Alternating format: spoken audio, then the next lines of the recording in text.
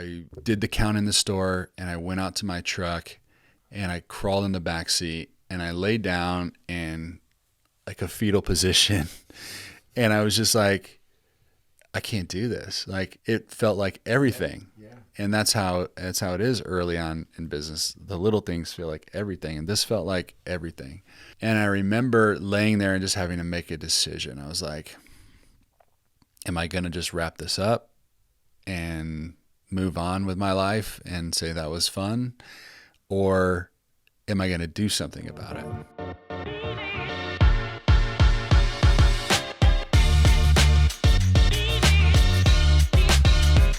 Welcome back to the Hard But Worth It podcast. We're glad you're here.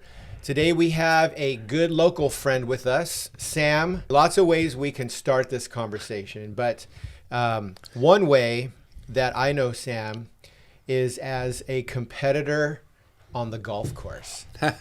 So if there's a competition, if there's a tournament here around that's to be had on the golf course, I guarantee you're going to see Sam out there swinging his clubs. So in that, I think what I experienced with you is a fun, competitive spirit. Mm-hmm. And what I've noticed around you is even though you're spurred on by others to compete with, you really compete with yourself. That there's this thing in you that just likes to get good at something, do it well, master something.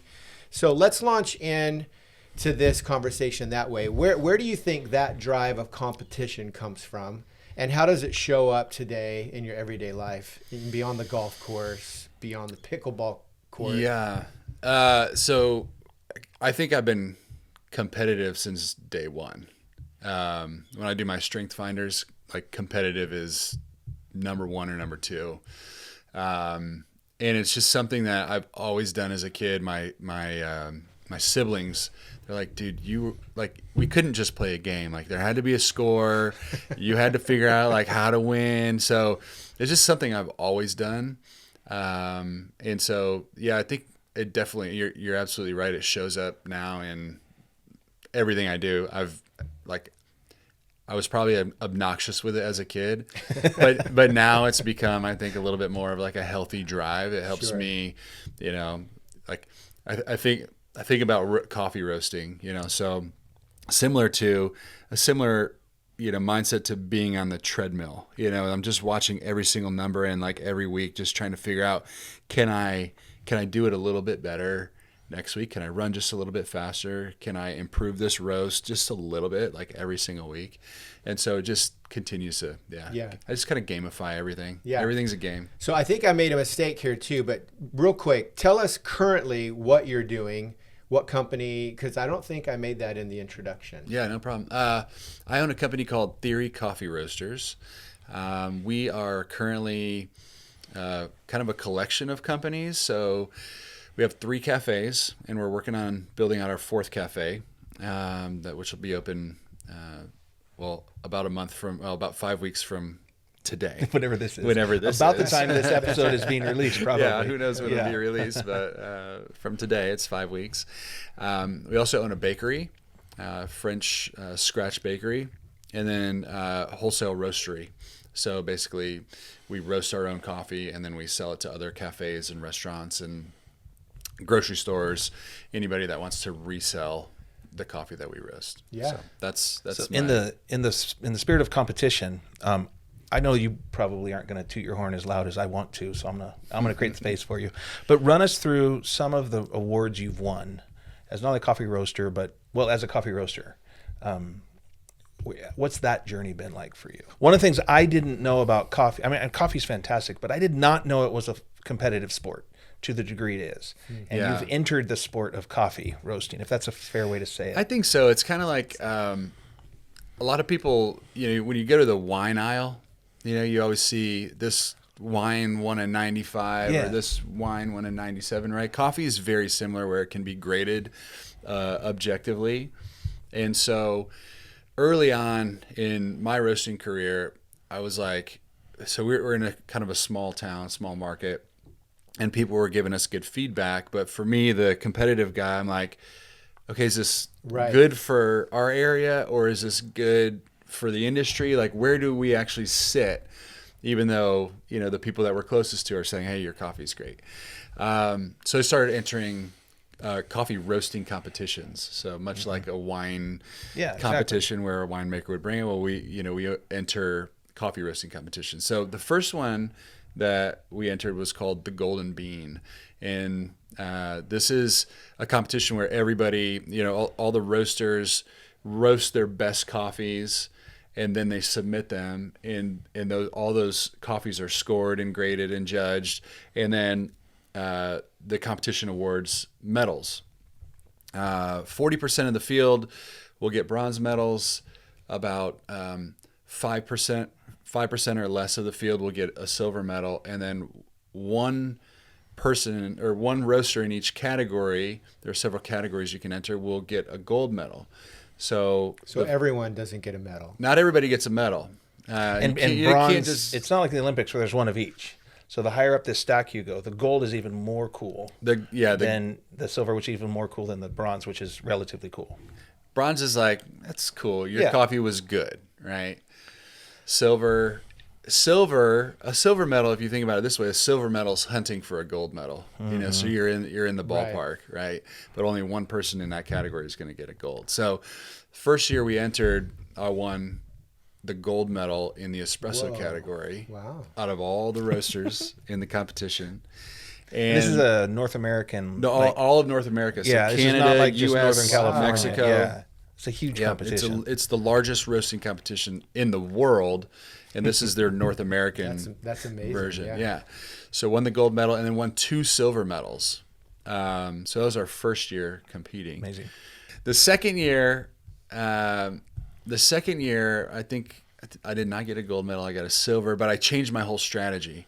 So the first year I entered 5 coffees, all 5 coffees medaled. Yeah.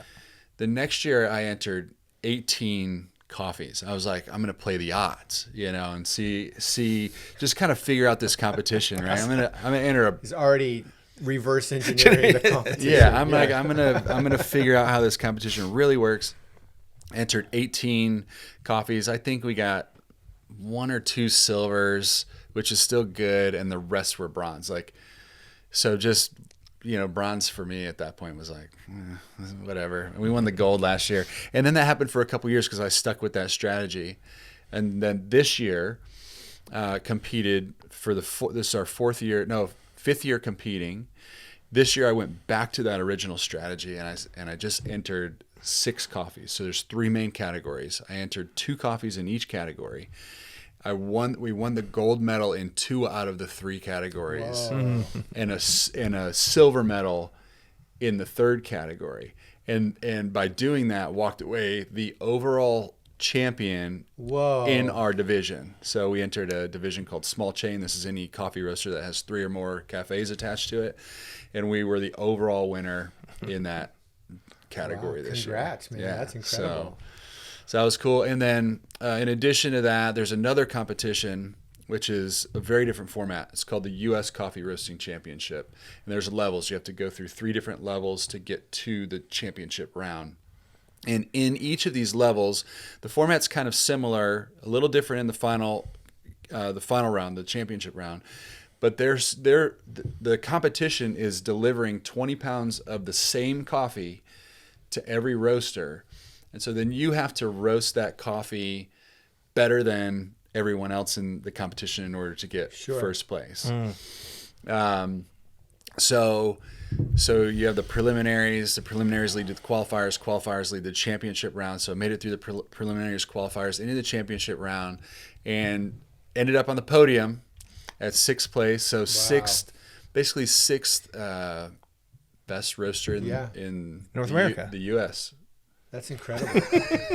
And that was the first time. That was the first time. And now you know how to win next time. That was the first time. Little city that you didn't know but had to prove it. The question was, am I good for my... Yeah. Am I good for the city? Yeah. No, you're good. You got the validation you were looking for. Yes, I did. Let me ask you a question, because I don't know how this works. But so this is the Golden Bean Award earlier. The first competition is a Golden Bean, yeah. And then the last time you placed, you got 2 golds and a silver. That was still a Golden Bean? Yes. Okay. Correct. Does that first place or that gold coffee now become a legacy coffee? and then next year you come up with a whole new formula to a whole new bean? Are you bringing that one back into the mix, and can you keep winning year over year? Well, the funny part of that is the coffee that we won the gold medal with this year is the same coffee that we won the gold medal with 5 years ago. Really? Yeah. Same roast profile? I use the same roast profile. That's awesome. So that's confirming too that Yeah. what you have there is obviously objectively valid. People like it. Yeah. Yeah. And that profile with that coffee probably couldn't be any better. It's like, it's just optimized, Yeah. you know?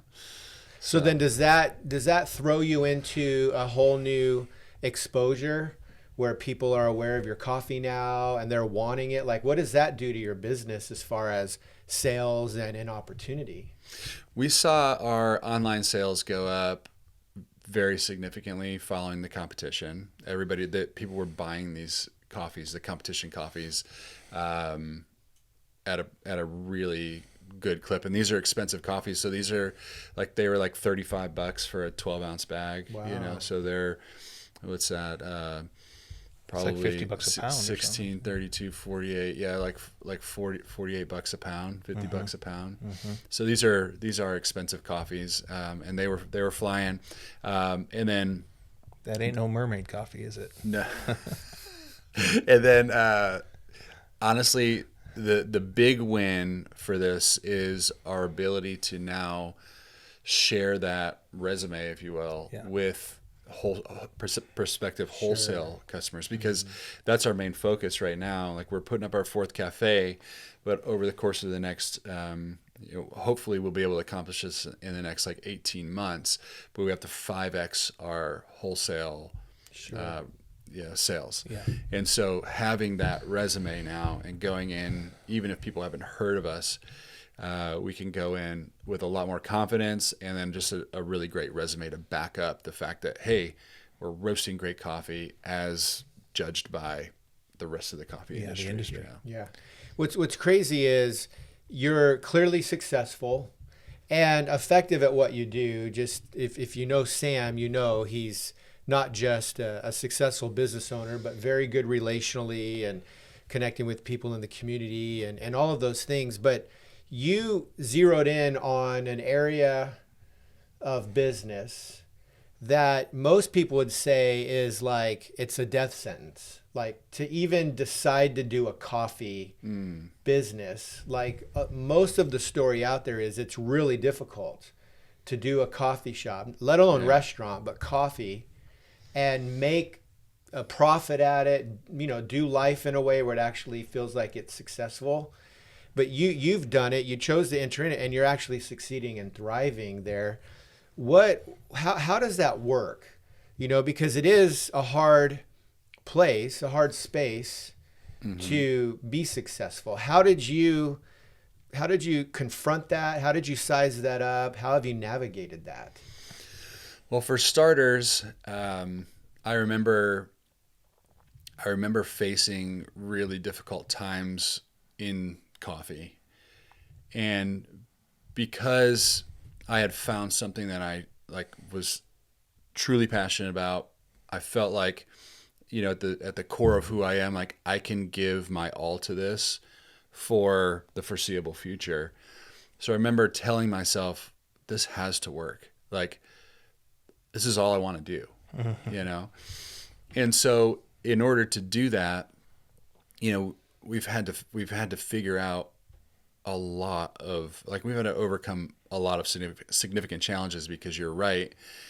You can make a lot of money and have huge success in the coffee industry. It happens, but it is hard. And so you really have to figure out how to get out of the middle of the pack, So that's, I think that's the biggest challenge. And that, is also part of why we've competed, is to figure out how to get out of the middle of the pack. Yeah.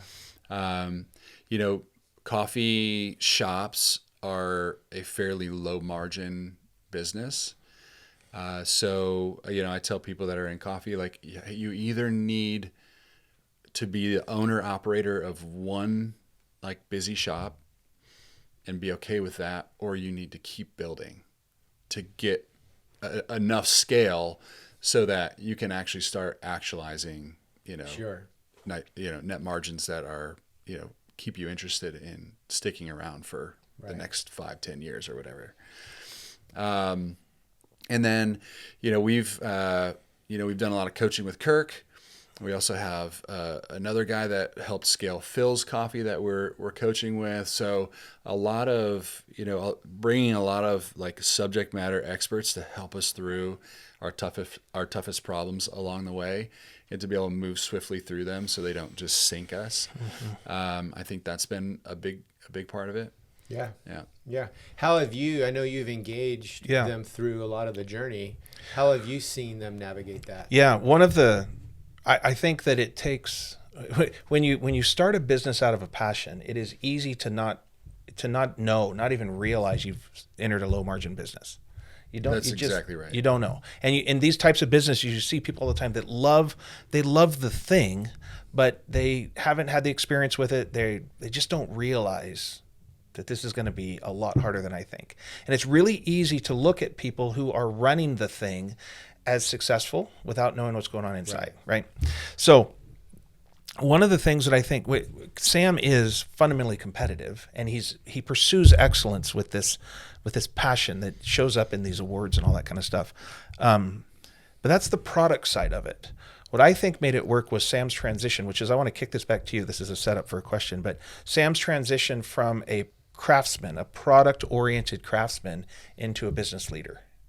That journey is what I think made it work. Sure. And I think that's what you did in the first 3 or 4 years of this project. Maybe it even took a little longer. Yeah. But that transition of moving from a guy that was on the roaster and delivering bags and standing in the stall and working you're my favorite barista, but you haven't made me a coffee in years, right? If you see me behind the bar, you should probably.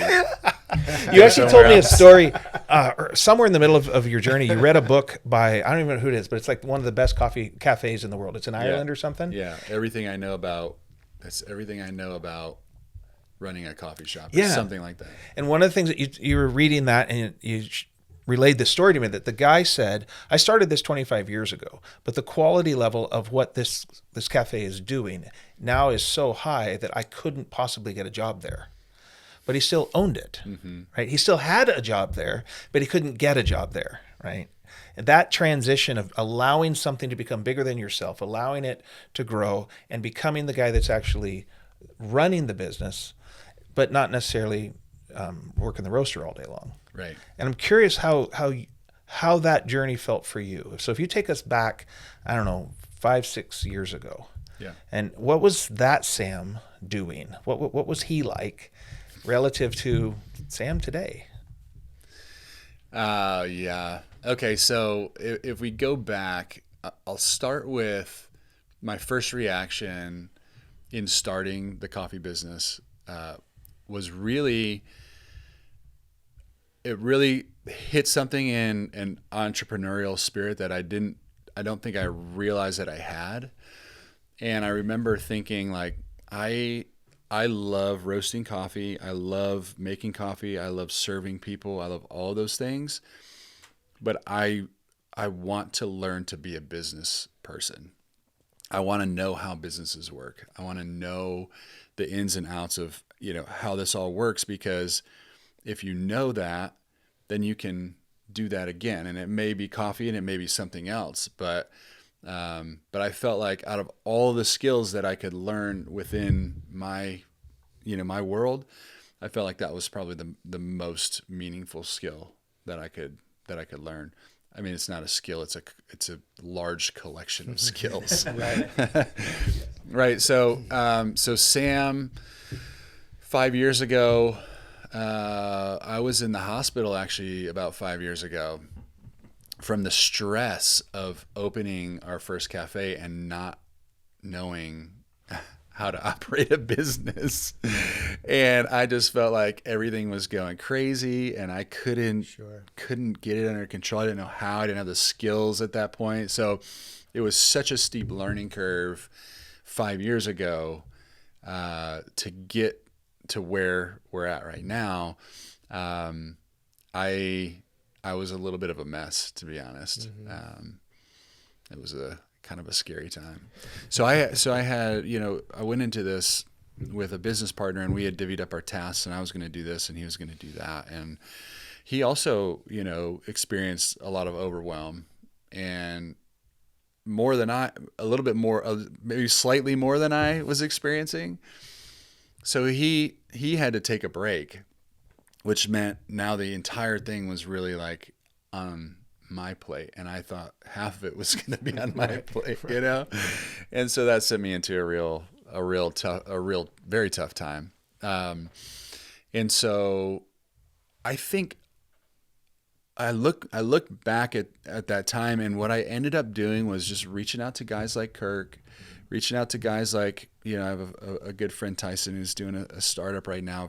Just really smart business people. Luke Miner was, I had access to some really great business people, and I would just sit down with them and be like, Luke Miner taught me how to build a spreadsheet. I used to enter the numbers into the boxes and then calculate it and tallied up at the end. And, because I didn't know formulas, but I knew like numbers go in these boxes, and I remember Luke teaching me how to do spreadsheets, and, Kirk built out a pro forma for us to help us read our finances, and, Tyson helped me, structure deals and figure out how to, get loans and introduce terms to me that I had no idea, but I would just go home and like, Investopedia it or whatever, just like Google it, and I would be like, yeah. Meanwhile, I'm typing in all these words I had no idea, I'd never heard. What's accrual basis mean? Yeah, he's like, then you want to have a clawback, clause, and I'm like, yeah, clawback, yeah, I want a clawback clause. And so anyway, I just reached out to all the people that I knew. I'm sure you provided some advice along the way, because we were, we're sharing a space essentially with you. And so, I was just voraciously trying to flatten that learning curve as quickly as possible. Wow. I'm going to tell the story the way I like to tell the story. Then you tell me afterwards if that's something we can say. Okay. One of the ways I like to tell this or think about this story is we were meeting, and one of your other business partners was talking about this. In fact, he just told it on an old podcast we did. And he's talked about, trying to get that first one open. We're sitting in this room with a light bulb dangling above us like an FBI room. And we have these three partners, and the partnership was a disaster, and everybody's at odds, and we're out of money, and we can't open. And his wife is like, "Are you done?" Right? And he's like, "No." And so they just opened the store. They just they're out of cash. They just opened. And I don't know that you had all the permits in place. We did not have a certificate of occupancy. I don't know if you had all the health code stuff done, but we love Fern, and she just probably turned a blind eye because we all wanted this thing to happen. And it did. And it just sort of happened. And all of a sudden you were open, right? Yeah. This thing unfolds. Well, years later, you opened your second cafe. And it's arguably... was probably more expensive. I think it's about the same. We started with an old building for our first one. Oh, that's right. You had a lot of, second one was a new building. It was a new building. It popped, right? Yeah. It's a beautiful space. The first one is too. They're very different, but I watched you walk through that build out, and it was stressful and it was hard, but nothing like the first one. Didn't end up in the hospital on that one. And didn't the partners were fine as you went through it. And there was a stressful moment in there or two, but it opened with fanfare. Like there was all the ribbon cutting and the paper came out and it made the news. And I was like, there was never a grand opening for the first one. No. Because I think they opened illegally. We absolutely opened illegally. And the difference between those two experiences to me is the difference between Sam during the first one and what he learned.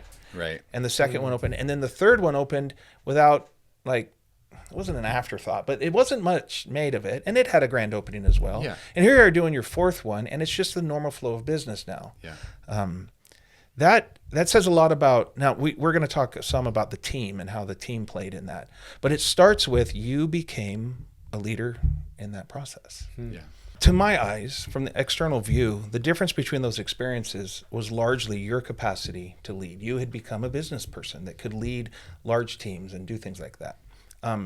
What was that transition like internally for you? That actually was probably what I would say one of the more challenging parts for me, because I was so like people oriented, where I wanted all my employees to feel happy all the time, and so the business was suffering for that.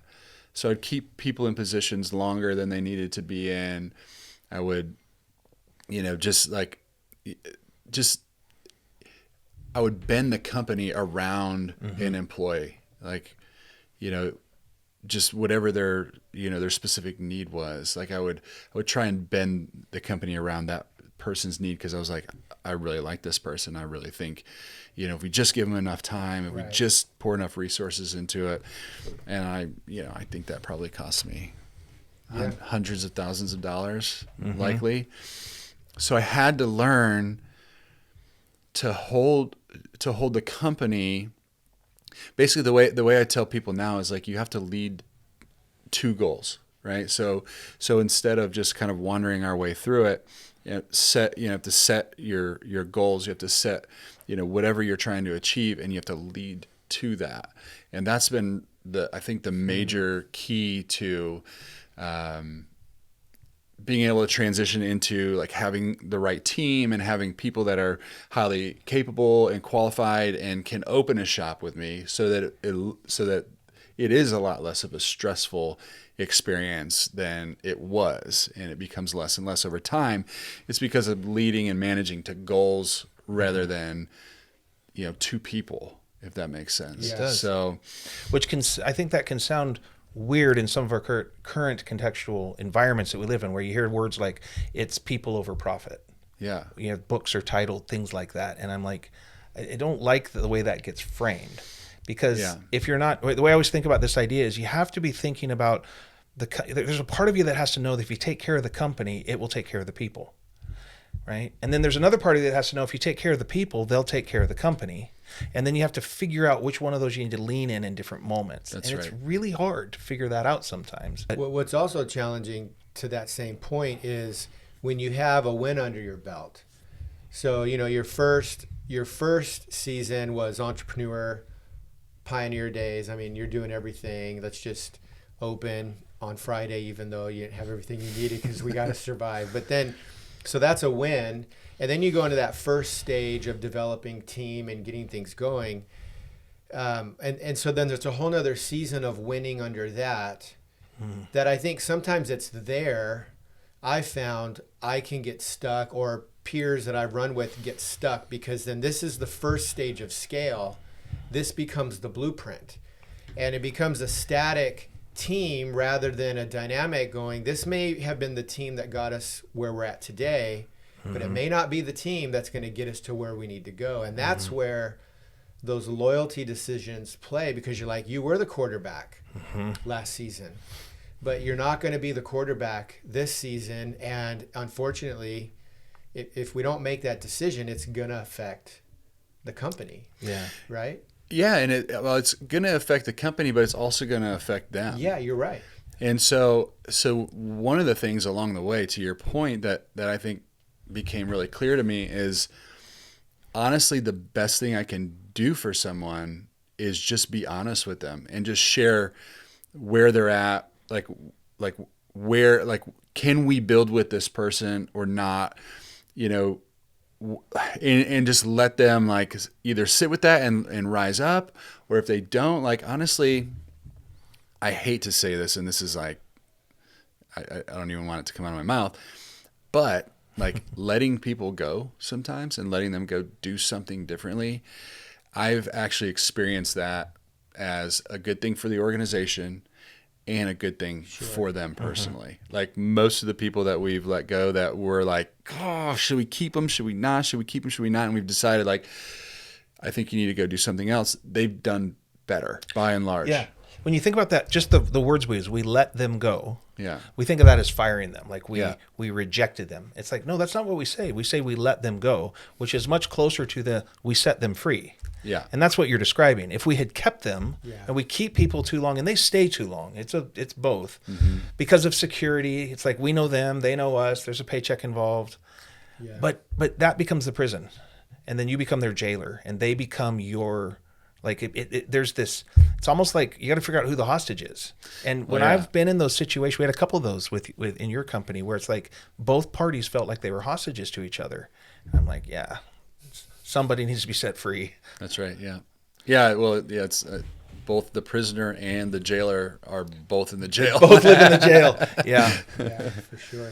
So that sounds like a really hard journey, right? I'm curious if you could say, like, why did you do it? Why go on this journey? There's a sense in the beginning of your story where it's kind of like, this has to work because I love it. But I've seen people start there and that gets broken because it doesn't work or it doesn't sustain you, right? It's kind of like falling in love and getting married. Those first emotions, they're pretty cool. Yeah. They don't sustain you though. So what made it hard? We know that, but what made it worth it? What made it worth it for me, well, there are several things, but the thing that, as we're sitting here now that I'm thinking about is like the whole coffee world is really like a culmination of a lot of, I remember working all these jobs before coffee and having this thought, like, I don't know why I'm doing this. I'm going to do it to the best of my ability, but it feels important and it feels like it's unto something, and I don't know what it's unto. And when I started doing the coffee thing, I was like, oh, this is a culmination of everything that I've done. It like brings out the best in my personality, the most, challenges me on a continual basis. So I just find a lot of fulfillment. So there's like a lot of personal fulfillment that I actually find in coffee, in this industry, in a place where I can be incredibly picky and that's acceptable. In a place that I have to continue to grow. Like this business, like I have to keep up with it now. So the business has become a thing of its own. And I like that. I like having something that I feel like if I don't keep up with this, I too could get left behind. Yeah. And so I feel like it draws the best out of me and it fulfills me in like a ton of different ways. So, mentally challenging, physically challenging at times. I have grown to love risk, being in a place where I have to risk something, but on the other side of that, maybe hopefully see some sort of reward.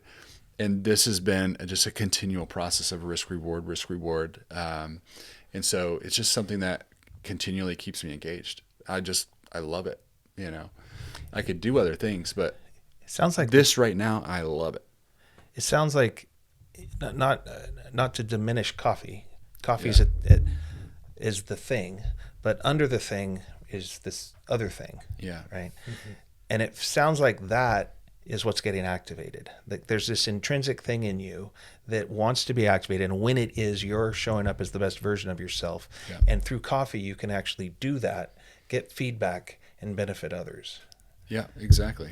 How would you how would you describe what that thing is? The thing under coffee, the thing that is you, that intrinsically motivates you. I think achievement is something that I would say. Like I do well with getting data oriented feedback, and being in business gives you a lot of data oriented feedback on how you're doing. It removes a lot of subjective, like, you can think you're awesome, but then you're missing all your shots. You get a lot of turnovers, and then you start to see your data versus other people's data, and you're like, okay, I need to figure this out, make more changes. So it does that thing that we talked about with me as a kid. It's just competitive enough that I always feel like, even like sitting sixth in the nation, I'm like, well, there's still first, and there's fifth all the way through first. 5 more slots. There's 5 more slots, and then there's first twice. Yeah. And so it just, I think for me that's that sort of data-oriented feedback, and then having my eyes set on some sort of prize, if you will. It keeps me motivated. Makes it worth it. So 5 years ago, Sam is all of that's alive, activated. It's all in you. It's been there since you were a kid. So 5 years ago, what did that Sam need to know that today Sam could tell him? What did he need to know? 5 years ago, I needed to know that I was capable. It sounds a little emotionally interesting, but I needed to know that I could do it. That I could. I had what it took. That was the big question. Like, do I have what it takes? And so when I started the coffee business, that was one of the things that I needed to prove to myself. I needed to know that I had what it takes, and I continually need to know that. So I think 10-year Sam is gonna say this nearly the same thing to 5-year Sam, whatever year 10 looks like. There's so many unknowns, and there's so many ways to question yourself, and there's so many ways to just feel insecure or not, like so many off ramps where you can just stop and you just quit. And you got all sorts of reasons, like you can be the victim of something along the way, but just knowing that I could own that role and continue to progress in a way that would allow me to also see the company progress was something that that like you can do it. I think that's honestly what that Sam needed to know. Yeah. What are you going after today that you need to be reminded of that very thing? So after this 4th shop, we've finished our first round of growth, right? So we'll be out of money, out of growth money. And so then there's another, growth move that's going to happen after this one. And so, so that is going to be, now we've done 4 shops. So now can we do 8 or can we grow wholesale, to, a really healthy level? We're roasting about 1,000 pounds a week right now. We need to be roasting 5,000 pounds a week. So those are the things that, we're doing after this 4th shop that, that's what's next. Yeah. Are you? Are you capable? I am capable. Yeah. I am capable. So if you had now in that sort of frame, if you were to have, so when you started Theory or when this whole thing starts to emerge, you're in your mid or early to mid 30s or something like that. Yeah, early 30s, I think. Yeah. So right now there's hopefully dozens of people, maybe thousands, listening that are in their early to mid 30s, and they have that romantic notion of what it is to be a business person. They have a product, the thing they are passionate about, and they think that passion is going to carry them. And you get an hour with them, and they say, Sam, tell me the truth. Yeah. I don't care how hard it is. I want to know the truth. What is that? If that person had me in the room to give them just the raw, feedback on what they're going to need to know, I'm going to tell them it's hard, because that's true. I'm going to tell them it's harder than they probably ever imagine it will be at times.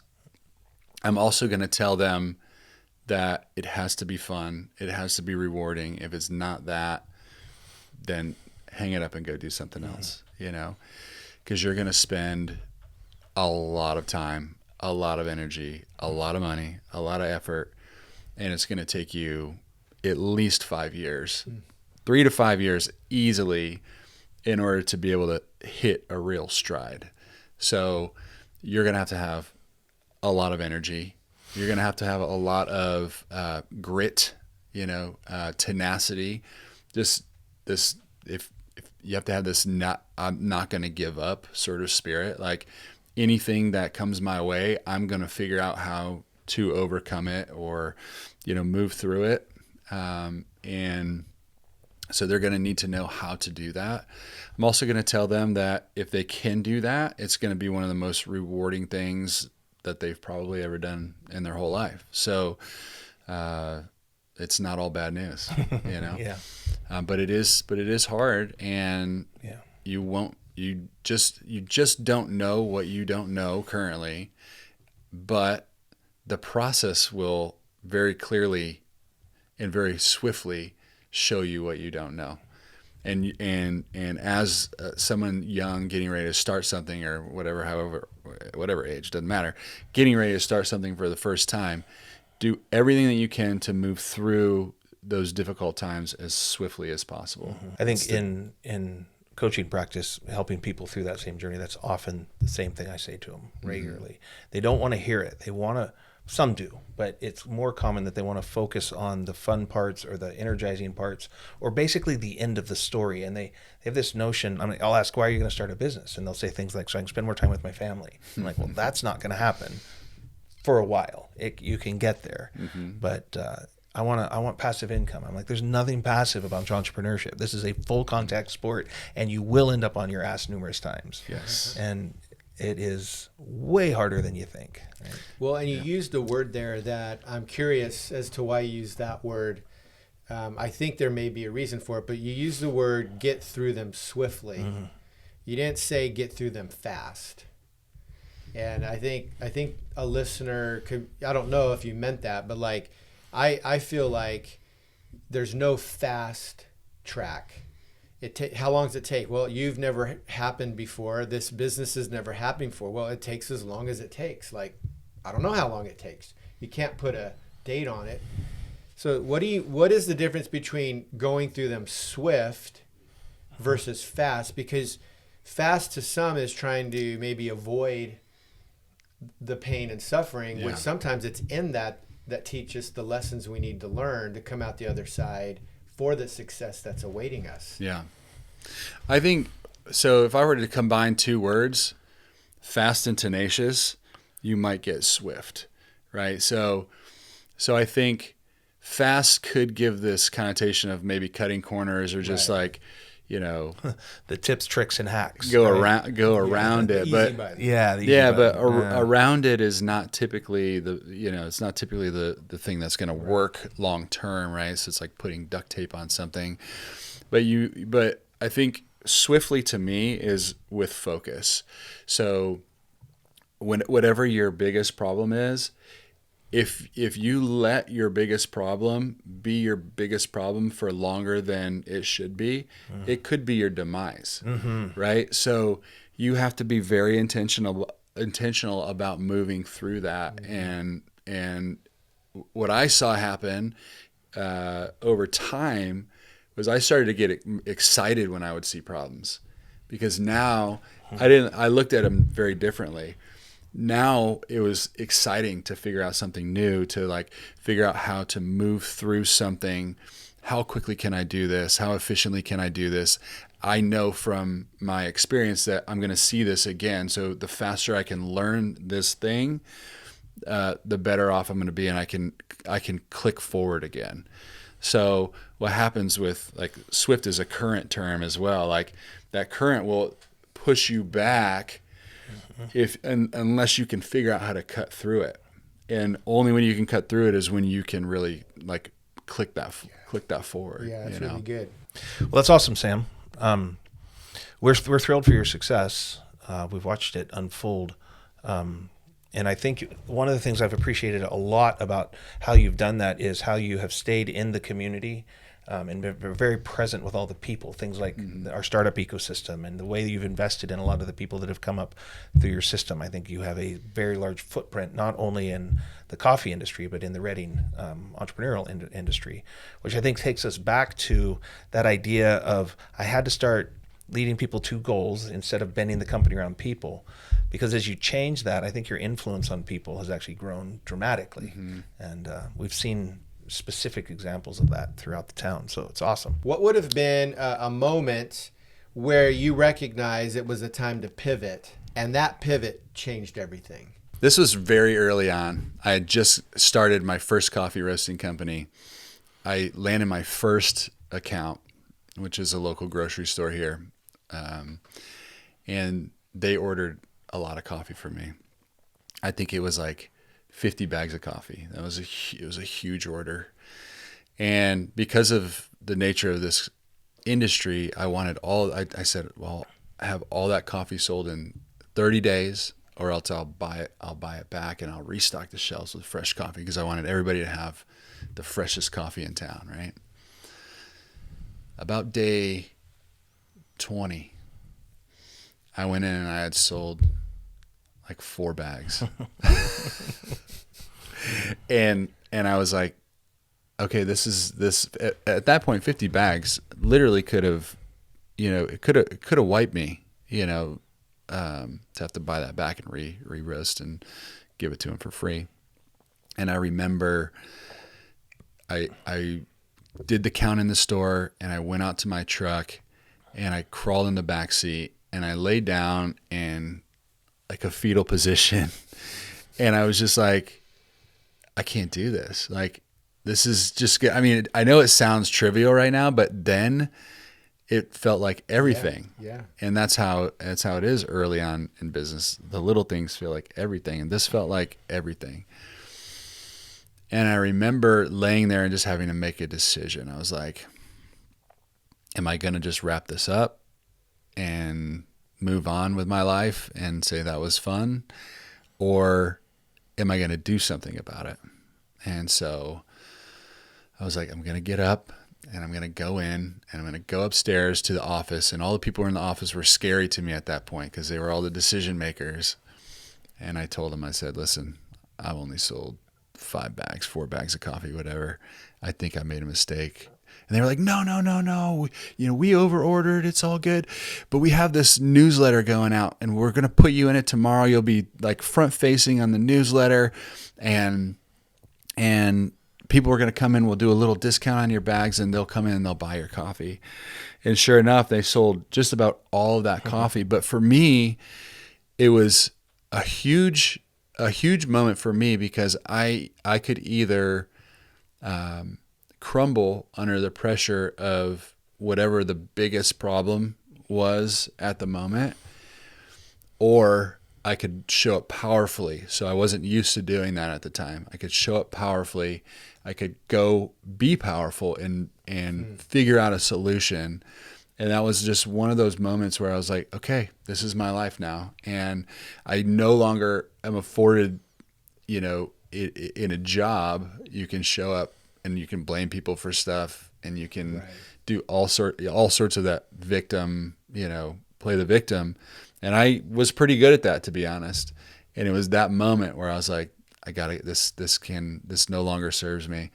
And it probably didn't before, but it was the realization that I have to show up powerfully and I have to figure out the solutions. There's no one else to blame from this point forward. And so that moment like changed everything.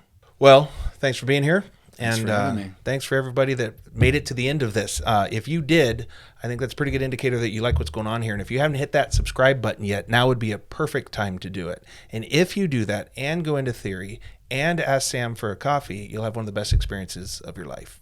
Thanks.